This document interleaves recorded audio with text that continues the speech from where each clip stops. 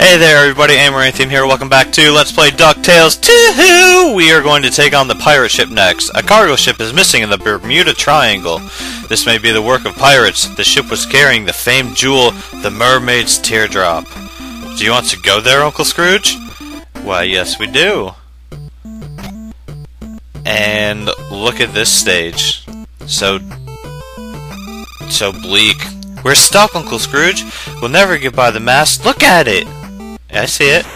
Ooh! I see it now. Wow, that was great! Let's go! You made it sound like I did something about that, like, you know, oh, that was great, you did such a good job with that, but no. That was just nature, but anyways, so this is the second stage, at least that I do in the game. You can do the stages however you want to do them. You know, you've got 5 to choose from, but the order that I'm doing the stages in is kind of the recommended order. You know, I mean, I really hate to do it again, but you know, it's like in Mega Man. There's a better order to do stages in than, yeah. I don't even know how I hit that guy there. I thought I was gonna get hit for sure, but I guess I wasn't. But this pirate ship stage, number one, the music is just really fucking boring. I mean, it really is. I mean, it's relatively catchy, but you know, it's just not very memorable or anything. Now, I honestly can't quite remember any of the music in the first DuckTales game, but I know that I did like it a lot better than this soundtrack. But yeah. So just hopping over the raft. Okay, this part here, I have no idea how to get past that second thing of hooks without taking damage. If you are in the midst of jumping between hooks though, you'll just take damage as you're jumping, whereas if you're on a hook it would knock you off to your death. So you want to make sure that you're in movement when that bird does it. And we just found another piece of the treasure map hidden in the wall in the pirate ship. And, well, it definitely makes sense that a piece of the treasure map would be in the ship, considering it is a pirate ship. But, yeah, you want to definitely still, you know, what you did in the first game, do that with this one too, where you just want to whore around for all kinds of treasures. Now, I don't remember if I said it in the first part or not, but the best ending is not based off of the amount of money that you get.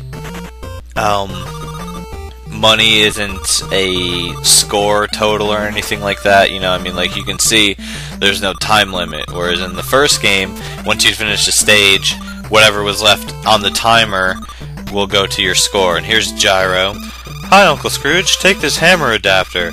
Use it to break the things that a golf swing wouldn't. So now our golf swing has been upgraded, so that's nice. But yeah, getting back to my point here, your money, as you already saw in the first part, is used for that store. And you want to accumulate at least $3 million altogether. 1 million for one of the pieces of the treasure map, and then 750,000, I think, each for the extra health upgrade. So, you know, just to be fair, we'll just make it 3 million. Now, going way higher than that, of course, you can pick up other items like that safe, you know, and the way that works, as I said before, is kind of like an insurance thing. But yeah, if you do die, you do keep all of your money. But we're coming up to the boss here, and this boss fight is actually pretty annoying, since Scrooge grabs onto the hooks on his own and you don't press up to do so. If you're trying to jump around and land on the guy with your cane, sometimes he'll hook onto the hook instead. So it just, you know, it kind of sucks. But anyways, there's that piece of the treasure map. I don't know, I think just after you beat 2 stages is when that opens up. And so I picked that up, and I'm picking up a safe. I always pick up a safe before you enter absolutely any level, you know, just to be safe. grab that. And I've got the cake. I don't think I ever used it until like the end of the game or something like that, but yep, we've got 4 pieces of the treasure map. We are going to go to the next stage, which will not be Scotland, it will be Mew. It is said that there's a sanctuary that is underwater there. A mysterious stone plate with great magical flowers can be found. Do you want to go there, Uncle Scrooge? And this is the waterways of Mew, or Moo, whatever you want to call it. Really doesn't matter. Legend has it, lads, there once was a city here that sank deep into the sea. Oh my god, that it seems to get worse every time. So yeah, those brick blocks, you wouldn't have been able to get those with your golf swing unless you got the power adapter from the pirate ship stage. So it kind of makes sense there. And this place is absolutely riddled with treasure too. And it's a really long stage in terms of trying to get that treasure map piece. And here's Gyro for the 3rd and final time. Take this power adapter, Uncle Scrooge. This will help you pull things that you couldn't before, like this double stacked, and I just pause it again so that you can look at all the upgrades, because the pictures make absolutely no sense to me. I mean, if you want to go back and pause that, I don't know, but I don't understand what's going on with them. But that double thing that I was pulling to get up onto that ledge, wouldn't be able to pull that unless you had that adapter. So we go across here, we've got treasure chests and red diamonds galore and all that, which is just, it's so nice. And yeah, I'm taking this path. Do I stick to this path? I don't remember. I think I do. Yeah. Alright, so yep, Uncle Scrooge is too fat to fit down there. Even though that thing falls down, it doesn't stay down there, but it really doesn't matter. Then we've got some javelin throwing enemies right here. Some crazy ancient mermaid, like merfolk javelin throwing thing. I have no idea how to get that chest. I really don't, so I just kind of skipped it. And okay, something is written on the floor. Sink a stone into the sea and the city will appear. A stone? Even if we had one, where would we sink it? Well, just take a look at here. We've got 3 green and 2 red or brown squares. The red or the brown ones, those are going to be the answers to the puzzle that's coming up. And the puzzle's coming up just real soon here. I think it's the next room. But yeah, the amount of treasure that's hidden in here is nuts. You want to go home, Uncle Scrooge? No, I want to go in the secret wall that's behind you. So cheap. So here's that stone puzzle. So yep, the second and the third one, I fucked up at first, and then I realized it's because you don't want to get both of them at the same time, because they're just going to fall like that. So you want to knock open the third one first, and drag whatever the hell that is. I want to call it like an oil drum or something, and you drop that, and somehow I don't get it, but then the island starts protruding even further out of the sea, and now it looks like a mountain almost. And the water that was now below those hooks is not there anymore, but that doesn't mean fall down, because that's still considered a bottomless pit. You have to wait until you come across a chain to go down. Yep, and if you didn't do that, there would be kind of like a spike barricade to stop you from going down there. And in here, first there is a secret treasure, so $1 million right there, and this part takes forever.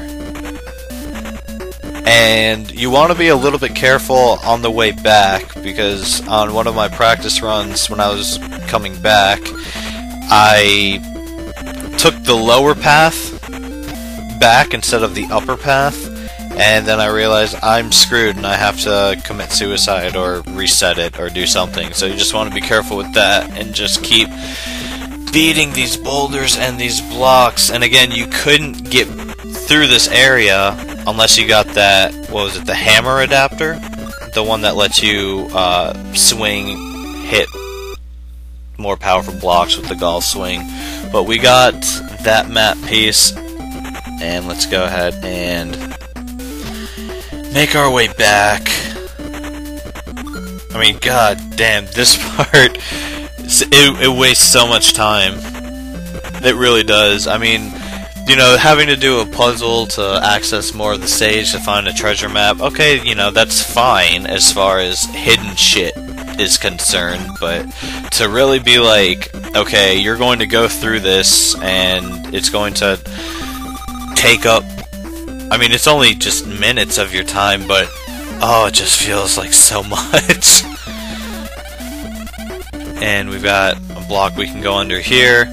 Couple more treasure chests with a red diamond and a big diamond, and it's time to take on the boss.